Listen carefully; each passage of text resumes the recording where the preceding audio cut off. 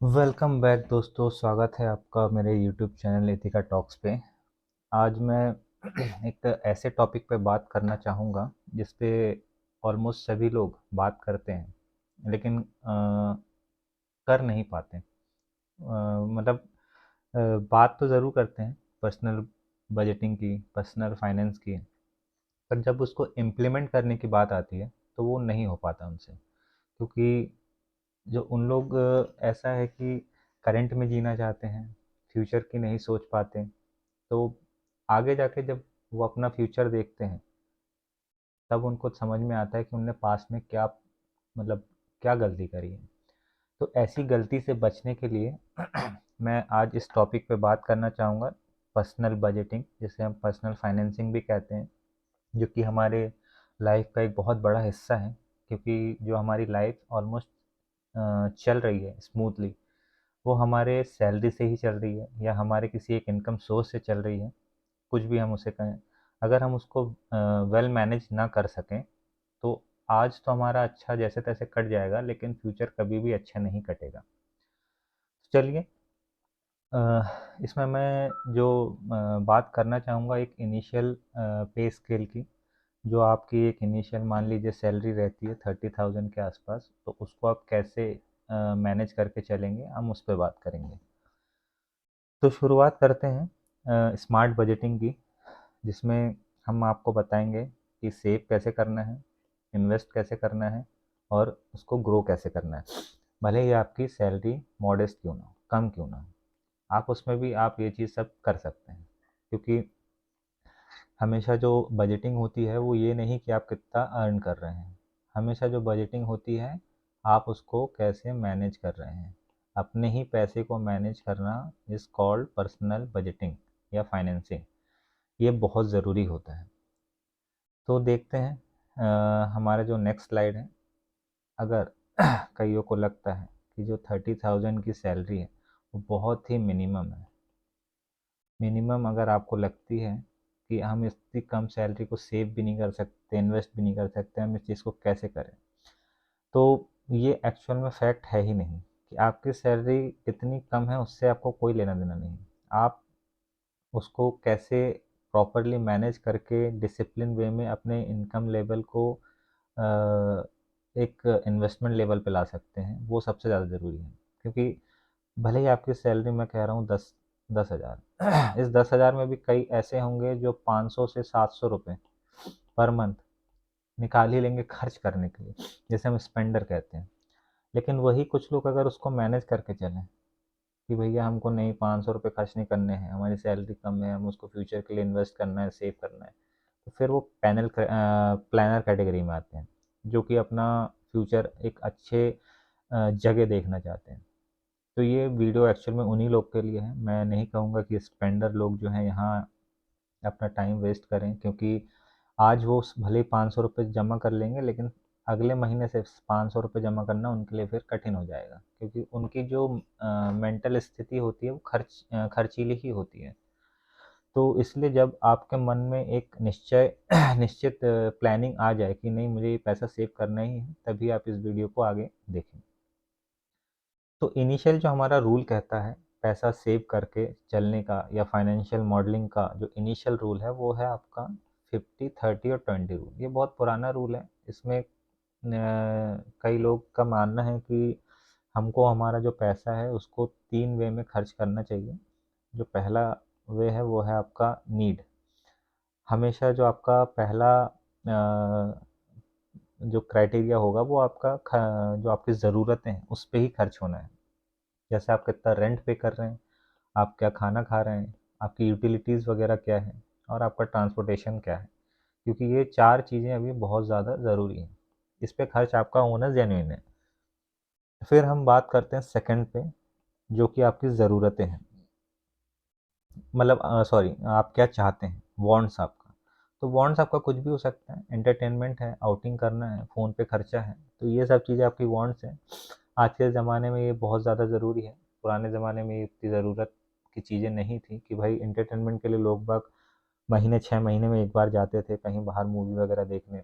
Outing हालाँकि वो घर के बाहर ही कहीं, ज़्यादा दूर तो वो उस टाइम पे नहीं जाना होता था। अगर मैं मिडिल क्लास की बात करूँ तो, और फ़ोन तो होते ही नहीं थे। तो ये सब चीज़ें अभी जुड़ी हैं हमारे लाइफ स्टाइल के साथ। और जो आखिरी कॉलम आता है वो है आपका सेविंग का, सेविंग 20%। तो इसके अकॉर्डिंग आप अपना जो इन्वेस्टमेंट जर्नी है वो शुरुआत कर सकते हैं। एज फ्यूचर में अगर आपका जो सैलरी है अगर वो बढ़ता है तो आप उसको चाहे 40-20-40 के रेशियो में आप उसको डिवाइड कर सकते हैं कि 40% आप अपने नीड में खर्च कर रहे हैं, 20% आप अपने वांट्स में खर्च कर रहे हैं, और 40% आप अपने इन्वेस्टमेंट में खर्च कर रहे हैं। तो ये फ्यूचर के अकॉर्डिंग हो जाएगा। फिर हम बात करते हैं हमारे नेक्स्ट स्लाइड की, जिसमें हम जो पहला स्तंभ होता है हमारे फाइनेंशियल प्लानिंग का, उस पे। तो जो ये 3 लेयर होते हैं, शुरुआत कहाँ से करें? हेल्थ इंश्योरेंस से, टर्म इंश्योरेंस से, और इमरजेंसी फंड से। सपोज़ आपकी सैलरी, आपकी जॉब लग गई, आपकी पहली सैलरी आपको हाथ में मिल गई, तो जो सबसे पहला काम आपको करना चाहिए, सबसे पहले जितनी जल्दी आप एक हेल्थ इंश्योरेंस और टर्म इंश्योरेंस लेंगे, उतना ही अच्छा आपके लिए फ्यूचर में रहेगा, कि उतने ही कम आपको ईएमआई उसके लिए पे करना पड़ेगा। मिनिमम देखिए, आप अगर 18 साल की उम्र में ही एक हेल्थ इंश्योरेंस ले लेते हैं तो 300 से 500 रुपये पर मंथ आपको इसका खर्चा पे करना पड़ता है। वहीं अगर मैं बात करूँ टर्म इंश्योरेंस की, तो 500 से 800 रुपये पर मंथ में आपको ये कवरेज, गलत लिखा है, 50 लैक्स टू 1 CR तक का आपको ईजिली ईजिली कवर मिल जाएगा टर्म इंश्योरेंस। लेकिन ये प्योर टर्म इंश्योरेंस होना चाहिए, यूलिप प्लान वगैरह नहीं। ये इसके बारे में हम बाद में बात करेंगे, लेकिन ये टर्म इंश्योरेंस आप प्योर लीजिएगा, इसमें कोई यूलिप प्लान वगैरह मत लीजिएगा। फिर बात करते हैं हम इमरजेंसी फ़ंड की। ये बहुत ज़रूरी होता है। इमरजेंसी फ़ंड कम से कम आपकी जो सैलरी है, जैसे 30,000 अगर आपकी सैलरी है, तो 30,000 इंटू कम से कम 6, 1,80,000, इतनी आपका इमरजेंसी फ़ंड जमा हो जाए, तब आप अगले इन्वेस्टमेंट की तरफ सोचिएगा। ये सेव करना बहुत ज़रूरी है, ये आपका एक बैकबोन पिलर होता है, जो दिखेगा नहीं लेकिन काम का बहुत है। और हाँ, एक चीज़ और, इंश्योरेंस को आप अपने एक्सपेंस में मत काउंट करिएगा। ये एज अ शील्ड काम करता है इन्वेस्टमेंट का, कि फ्यूचर में अगर खुदा न खास्ता आपके साथ कोई हेल्थ इमरजेंसी आ जाती है, तो इसमें आपका जो इमरजेंसी फंड है उसका पैसा यूज़ ना होकर पैसा यूज़ होगा आपका हेल्थ इंश्योरेंस का, जो कि आपको कवर देगा आपके अन मतलब अनसर्टन, जो सर्टन अनसर्टन जो आपके एक्सपेंस आते हैं उसको कवर करेगा। फिर हम बात करते हैं स्मार्ट टैक्स सेविंग इन्वेस्टमेंट की। अब आपकी सैलरी तो आ गई, सैलरी आने के बाद जो सरकार आपसे सबसे पहली चीज़ बोलेगी हमें दो, वो होता है टैक्स। हर कमाने वाला बंदा टैक्स ज़रूर पे करता है, भले ही वो डायरेक्ट हो या इनडायरेक्ट हो। आप कुछ भी चीज़ खरीदते हैं, माचिस से लेके पेन और किताब से लेके बुक, वो कुछ भी हो सकता है, चाहे फ़ोन खरीद रहे हैं या कोई रिचार्ज करा रहे हैं, सब में टैक्स ज़रूरी है। हाँ, लेकिन जब आप कमाने लगते हैं तो आप एक डायरेक्ट टैक्स भी पे करते हैं, जिसे कहते हैं इनकम टैक्स। तो इसमें जो हमें सेव करने की ज़रूरत है लॉन्ग टर्म बेसिस पे, वो मैं यहाँ पे दो ऑप्शन को लेकर बात करूँगा जो पॉपुलर हैं, जो 80, पहला मैंने बात किया है वो है पीपीएफ का, और सेकंड बात किया है मैंने ईएलएसएस का। पीपीएफ का जो मिनिमम लॉक इन पीरियड होता है आप देख सकते हैं 15 साल का होता है, ईएलएसएस का वहीं 3 साल का होता है। रिस्क पीपीएफ में बहुत लो होता है क्योंकि ये गवर्नमेंट बैक एंड होता है, और वहीं इसका रिस्क मॉडरेट टू हाई होता है क्योंकि ये स्टॉक मार्केट में पैसा अपना इन्वेस्ट करते हैं। रिटर्न आप पीपीएफ का देख सकते हैं 7.7 to 8% का है, फिलहाल जो इसका चल रहा है 7.1% का चल रहा है। वहीं पे ईएलएसएस का 12 से 16% तो नहीं होगा, 12 से 15% आप मान सकते हैं लॉन्ग टर्म बेसिस पे। टैक्स बेनिफिट दोनों में 80C का आपको डिडक्शन मिल जाएगा। लॉन्ग टर्म में इसका बेनिफिट क्या है, जो पीपीएफ का पैसा है आपको एग्जेम्प्ट एग्जेम्प्ट एग्जेम्प्ट कैटेगरी में आता है, मतलब आपको जो पूरा पैसा मिलेगा विद इंटरेस्ट, वो टैक्स मतलब वो टैक्स में नहीं आता। लेकिन अगर आप ईएलएसएस में इन्वेस्ट करते हैं तो लॉन्ग टर्म बेसिस पे जब आप इसको निकालते हैं तो वो पैसे का जो 12.5% रहेगा आपके इंटरेस्ट अमाउंट का, उस पैसे का 12.5% सरकार को टैक्स लगता है। जैसे मान लीजिए अगर आपका जो इंटरेस्ट अमाउंट है वो 1 लाख है, तो 1 लाख पे 12,500 रुपये सरकार को टैक्स पे करना पड़ेगा। तो इसका जो हम गणित समझते हैं, जैसे अगर 12,500 पर मंथ आप सेव करते हैं, 1.5 लाख रुपए पर साल, तो आप करीबन 45,000 रुपये सालाना टैक्स बचा सकते हैं। वहीं जो फ्यूचर वैल्यू आपकी ग्रोथ होगी 15 साल में ईएलएसएस पे, जो 12% के हिसाब से मैंने कैलकुलेट किया है, 52 से 54 लाख का। अब हम एक नेक्स्ट टॉपिक पे इसी के आते हैं, जो कि होता है डेली एक्सपेंस मैनेज का। आप अपने छोटे से छोटा खर्चा, जैसे चाय पीना या सिगरेट पीना, कुछ भी वॉटेवर, जैसे जिसका खर्चा है, वो आप ज़रूर एक कॉपी या किताब या किसी ऐप में ज़रूर लिखें, जिससे आपको पता चलेगा कि आपके जो अननेसेसरी खर्चे हैं वो कौन से हैं, आपका पैसा कहाँ जा रहा है। तो छोटी छोटी चीज़ें जब आप लिखना शुरू करते हैं तो वो आगे जाके एक बड़ा इम्पैक्ट डालती हैं। इसी का मैंने एक छोटा सा एग्जांपल दिया है। जब आप बजट बनाना शुरू करते हैं, जैसे आप मान लीजिए विदाउट प्लानिंग के थ्रू अगर आप चलते हैं, तो आप मान लीजिए फूड पे 5,000 रुपये खर्च कर देते हैं, जबकि वही चीज़ अगर आप घर पे करते हैं तो करीबन करीबन 3,000 रुपये में आपका काम हो जाएगा। सेम थिंग, फ़ोन और ओटीटी जैसे कोई सब्सक्रिप्शन वगैरह है तो उन सब में आप 1,000 रुपये खर्च कर देते हैं। वहीं अगर मान लीजिए दोस्तों दोस्तों के साथ मिलकर अगर आप शेयर्ड प्लान लेते हैं, तो वो 500 रुपये में आपका काम हो जाएगा। ट्रैवल में अगर आप कहीं घूमने फिरने जाते हैं तो 2-2 हज़ार रुपये आप कंट्री में बेसिस पे मान लीजिए तो भी खर्च कर देते हैं। वहीं आप बाइक या पब्लिक ट्रांसपोर्ट यूज़ करके जाएंगे, जैसे ट्रेन हो गया या बाइक हो गया, जैसे जो कि बहुत चीप होते हैं, तो आपका वही काम हो सकता है 1,000 रुपये में ही हो जाए। और जो इम्पल्स बाइंग होती है, इसकी मैं बात नहीं करता हूँ, लेकिन फिर भी इसको पकड़ के चल रहा हूँ। 2,000 ये अकॉर्डिंग टू 30,000 की सैलरी के अकॉर्डिंग मैं बात कर रहा हूँ, ना कि 50-20 हज़ार की सैलरी में। तो उसके अकॉर्डिंग अगर आप इसको इम्पल्स बाइंग को बजट करके चलें, तो मैं मान के चल रहा हूँ आपने उसको 500 रुपये में ला के बांध दिया, ये बजट रूल के हिसाब से। तो इस पूरी प्लानिंग के साथ आप करीबन 4,000 मंथली बचा सकते हैं। हो सकता है ये आपको यहाँ नहीं समझ में आए, ये 4,000 रुपये बाद में अगर आप इसको सेव या इन्वेस्ट करें तो सालाना आप देखिए 48,000 रुपये इसको जमा सकते हैं। इसी में अगर आप इंटरेस्ट भी जोड़ लेंगे तो करीबन नॉर्मल 6-6.5% भी अगर आप इसमें जोड़ लें, तो भी एक बहुत अच्छा अमाउंट आप इसमें फ्यूचर में गेन कर सकते हैं। फिर हमारे बात आती है नेक्स्ट चीज़ पे, जो कि ऑटोमेट इन्वेस्टमेंट होता है।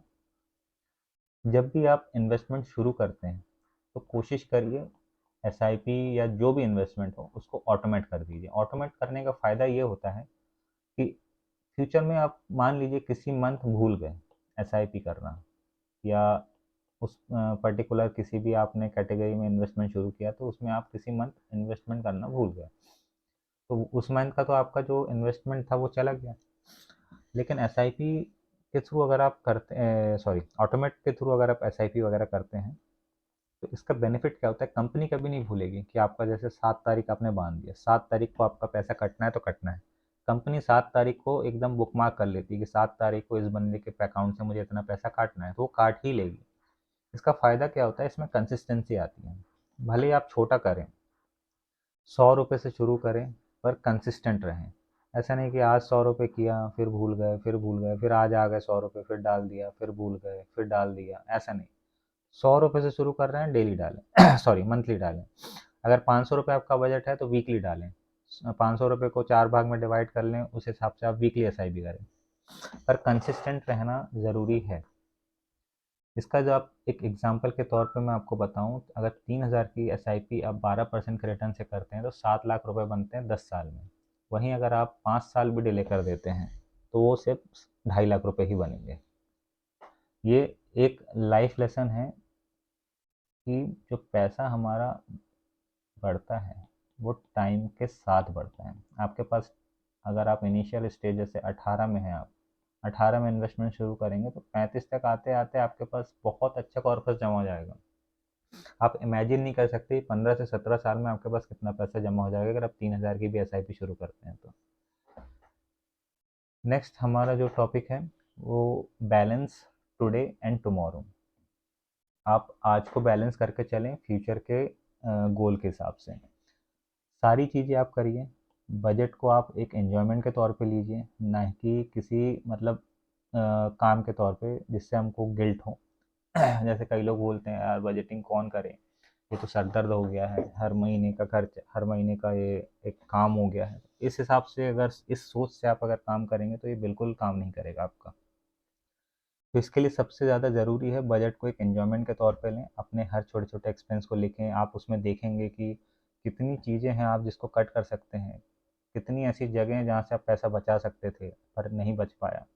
या बजटिंग करना शुरू करेंगे तभी आपको इसका गेम समझ में आएगा। कुछ चीज़ें आप एंजॉयमेंट के तौर पे ये ज़रूर कर सकते हैं, 10 से 15% आप अपने लिए रखें, कोई भी फ़न के लिए, कहीं घूमने जा रहे हैं, पिक्चर देखने जा रहे हैं, दोस्तों के साथ खाना खाने जा रहे हैं, इन सब चीज़ों के लिए। सबसे ज़रूरी बात जो इसमें है वो हाई इंटरेस्ट डेट, कोई भी क्रेडिट कार्ड का या लोन का अगर आपके पास चल रहा है तो, जैसे इनिशियल स्टेज में तो इतनी जल्दी लोन और क्रेडिट कार्ड मिलते नहीं, लेकिन इफ इन केस आपको मिल गया और आपने लोन भी ले लिया, क्रेडिट कार्ड भी यूज़ कर रहे हैं, उससे भी पैसा खर्च कर रहे हैं, तो उसको अवॉइड करिए। इसको अवॉइड करना इसलिए ज़रूरी है, इनके जो इंटरेस्ट रेट होते हैं वो बहुत हाई होते हैं, इसमें आपका पैसा मतलब बहुत जल्दी ख़त्म होगा। आज आपको पता नहीं चलेगा लेकिन लॉन्ग टर्म में ये आपको कभी ऊपर उठने नहीं देगा, आप हमेशा ही ज़मीन में पड़े रहेंगे, आप कभी ऊपर नहीं जा पाएंगे। ये एकदम आप लिख के रख लीजिए, आप देख लीजिएगा ये चीज़। कभी भी आप अगर बहुत ज़्यादा क्रेडिट कार्ड का यूज़ करते हैं, बहुत ज़्यादा लोन लेते हैं, तो आप कभी अपना फ्यूचर नहीं बना सकते हैं, क्योंकि आप उसी में बंधे रहेंगे। फिर जो आता है आपके मंथली एक्सपेंस को ट्रैक करने के लिए, इसमें मैंने 2 ऐप लिखे हैं, वॉलनट और मनी मैनेजर। आप इसको जाके चेक कर सकते हैं, प्ले स्टोर और आई स्टोर दोनों में मिलता है। आप दोनों में जाके अपना चेक कर सकते हैं, बना सकते हैं, बहुत अच्छा ऐप है। इसमें आप पर डे अपने जितने एक्सपेंस हैं इसमें डायरेक्ट फीड कर सकते हैं, उसको चार्ट वे में, किसी वे में उसको आप प्रॉपर देख सकते हैं, तो आपको चीज़ें पता चल जाएंगी कि किसमें आपका ज़्यादा पैसा खर्च हो रहा है। फिर मैंने यहाँ पे एक एग्जाम्पल के तौर पे आपको बताया हुआ है कि 30,000 रुपये अगर आपकी सैलरी है तो उसको आप प्रॉपर बजट कैसे बना सकते हैं जिससे आपका टैक्स भी सेव हो जाए, वेल्थ भी बिल्ड हो जाए, इंश्योरेंस भी कवर्ड हो जाए और स्ट्रेस फ्री आपकी लाइफ भी चलती रहे। ये सबसे ज़्यादा ज़रूरी है हमको लाइफ में, आजकल सब इसी के पीछे भाग रहे हैं। स्ट्रेस किसी को नहीं चाहिए, सबको स्ट्रेस देना है स्ट्रेस चाहिए किसी को नहीं। तो इसके लिए जो मैंने आपके 30,000 की जो सैलरी है उसको कुछ इस तरह से एलोकेट किया कि जो आपकी ज़रूरतें हैं उस पर 14,000, जैसे कि रेंट, फूड, ट्रांसपोर्ट, इंश्योरेंस और इमरजेंसी फंड के लिए 1,500, हेल्थ इंश्योरेंस, टर्म प्लान, चाहे तो उसमें सेविंग भी जोड़ सकते हैं, ELSS और PPF जो भी है उस जिसमें भी आप इन्वेस्ट करना चाहें उसमें 12,500, जिसमें टैक्स बेनिफिट भी मिलेगा और वेल्थ भी बिल्ड होगी, और आपके पर्सनल खर्चों के लिए 2,000 रुपये। इसको चाहे आप यहाँ ट्रांसफ़र कर सकते हैं, पर अकॉर्डिंग टू यू ये आपके ऊपर डिपेंड करता है। तो ये एक बैलेंस लाइफ स्टाइल कही जाएगी, उसके अकॉर्डिंग मैंने ये बनाया है। इसका जो कंक्लूजन निकलता है, छोटा सोचिए, छोटे से शुरुआत करिए और सोचिए बड़ा।